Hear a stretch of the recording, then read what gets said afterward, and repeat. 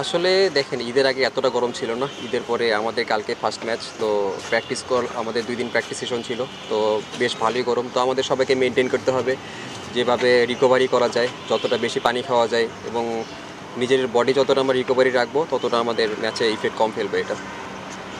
আপনাদের শুরু দিয়ে বলা হচ্ছিল খুব ভালো টিম হবে, যেহেতু প্রেক্ষাপট চেঞ্জের পর মোহামেডান হোক, রূপগঞ্জ হোক, খুব ভালোভাবে ধরা হচ্ছিল। সেই দিক থেকে প্রত্যাশা অনুযায়ী পারফর্ম করতে পেরেছেন এবং সামনে যে ম্যাচগুলো রয়েছে এখনও তো স্কোপটা রয়েছে, মানে সেই ম্যাচগুলো কীভাবে দেখছেন? আসলে দেখেন আমাদের মনে হয় 4টা জিতছি আমরা এখন পর্যন্ত, তো আমাদের আরও ভালো করার সুযোগ ছিল, আমরা করতে পারি না। 2-3টা ম্যাচ অনেক বাজে খেলছি আমরা। অ্যাজ এ টিম হিসেবে আমাদের যেরকম টিম ওয়েল ব্যালেন্স টিম, সেভাবে আমরা এখনও খেলতে পারি নাই। তো ঈদের পরে সবাই একদম ফ্রেশ আছে এখন, তো আশা করি কাল থেকে একটা ভালো শুরু করতে পারবো আমরা। মোটামুটি তো সব ম্যাচ জিততে হবে এখন চাইলে, মানে 4টা জিতেছেন, টপে আছে আবাহনী 14 পয়েন্ট এবং 12 পয়েন্টে ব্যাগিরা আছে, তো সেই দিক থেকে এখনও চান্স আছে। এটা কীভাবে দেখছেন? প্রায় যদি আপনারা কম্বিনেশন ঠিক করেও ফেলেন সব ম্যাচে জিততে হবে চ্যাম্পিয়ন হতে গেলে, সেই আশা কি আছে এখন? আসলে এখন আমরা অতদূর চিন্তা করতেছি না। আসলে রেসে থাকতে হলে এখন প্রত্যেকটা ম্যাচ ইম্পর্টেন্ট, আমাদের প্রত্যেক ম্যাচ বাই ম্যাচ এগোতে হবে। যেরকম কালকের ম্যাচটা আমাদের ইম্পর্টেন্ট, তারপর আমরা প্রতি ম্যাচ আমাদের কাউন্ট করতে হবে।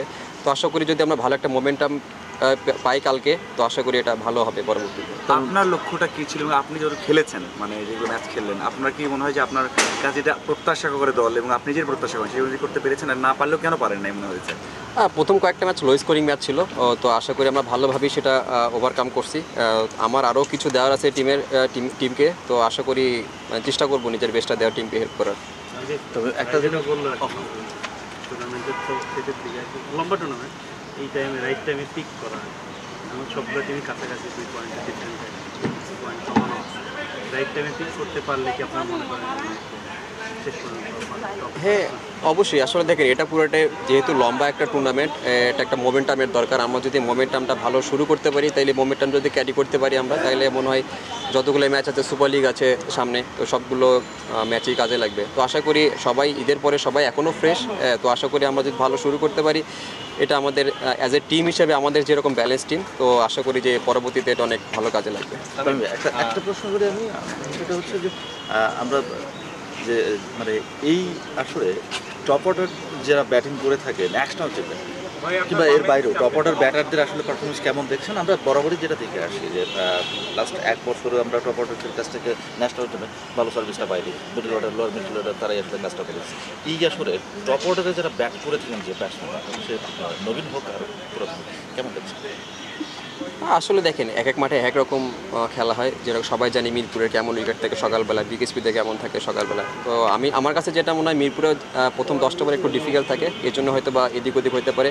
বাট বিকেএসপির উইকেটটা অনেক ভালো, ও সেখানে হয়তো বা দেখবেন যে সবাই বিজয় ভাইকে দেখছেন যে অনেক লম্বা ইনিংস খেলছে, 150 রান করছে। তো বিকেএসপি ওইখানে আমার কাছে মনে হয় যে টপ অর্ডার ভালোই ব্যাটিং করছে ওইখানে বিকেএসপি, আর মিরপুরের উদাহরণটা ডিফারেন্ট।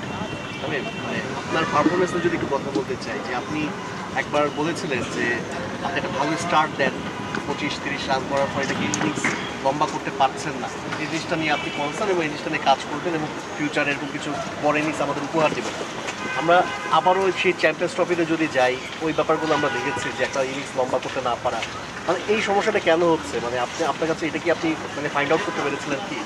আসলে এমন কিছু না, দেখেন আমি যেটা বলি যে রেসপন্সিবিলিটিস, আমাকে এইরকম সিচুয়েশন আরও সামনে যদি পড়ি, আমাকে দায়িত্ববোধটা আরও বাড়ানো উচিত এবং সেভাবে আরও হার্ডওয়ার্ক করা উচিত। মানে আমাদের টপ অর্ডাররা কেন মানে ওভাবে ক্লিক করতে পারছে না, মানে কী মনে হচ্ছে সমস্যাটা কথা হচ্ছে? আসলে এটা সবার নিজস্ব একটা প্ল্যান থাকে, সবাই আলাদা আলাদা প্ল্যানে ব্যাটিং করে, তো আসলে এটা বলতে পারবো না। আমি মানে যদিও সবসময় কথা হয় এবং আপনাকে নিয়ে বোর্ড হোক সবারই ভরসা আছে এবং লং টাইম রাখবেও, কারণ আমাদের তো প্লেয়ারের দরকার। সেই ক্ষেত্রে 2টো ওয়ার্ল্ড কাপ খেলেছেন, T20 খেলেছেন, 50 ওভার্স খেলেছেন, মানে সেই এক্সপিরিয়েন্সটা আপনার ক্যারিয়ারের জন্য কতটুকু, মানে যদিও এখন সেভাবে স্টেজেই ভালো হয়নি, মানে আপনার মনের মতো হয়নি বা অনেকেও সেভাবে দেখছেন না, এক্সপিরিয়েন্সটা কেমন নিয়েছেন? আর এখন কি সময় এসেছে কিনা নেক্সট স্টেপ থেকে যে ওই এক্সপিরিয়েন্সটা কাজে লেগে এখন থেকে বিগ কিছু করতে হবে, কারণ 2টো world cup something big, so ওই এক্সপিরিয়েন্সটা এখন ডেলিভার করার সময় এসেছে কিনা? অবশ্যই আপনি যেটা বললেন যে একটা বড় কিছু করার, আমি আসলে এভাবে চিন্তা করি না। আমি জাস্ট চেষ্টা করি যে টিমকে ভালো কিছু কন্ট্রিবিউট করার। তো আমি যেখানে অনেক সময় দেখবেন যে ইনিংস শুরু করাটা অনেক ডিফিকাল্ট সব ব্যাটসম্যানদের জন্য, সেখানে আমি ওটা ভালোভাবে শুরু করতে পারছি, বাট মাঝখানে হয়তো বা আমি সেটা ক্যারি করতে পারতেছি না। তো আমি মনে করি যে এখানে আমার রেসপন্সিবিলিটিস কিছুটা অভাব রয়েছে। তো আমি এখন থেকে চেষ্টা করব এবং ডিপিএলও চেষ্টা করতেছি যাতে আমার রেসপন্সিবিলিটিস কীভাবে নিয়ে টিমকে হেল্প করতে পারি। তো আশা করি এখান থেকে জিনিসটা নিয়ে পরবর্তীতে কাজে লাগবে। ওয়ার্ল্ড কাপের যে বিষয়টা বললেন, অবশ্যই অনেক এক্সপিরিয়েন্স হয়েছে, কারণ ওখানে সব টপ প্লেয়ারদের সাথে খেলা হয়, অনেক বড় ফাইট হয় ওখানে। তো আশা করি এটা অবশ্যই সামনে আমাকে হেল্প করবে।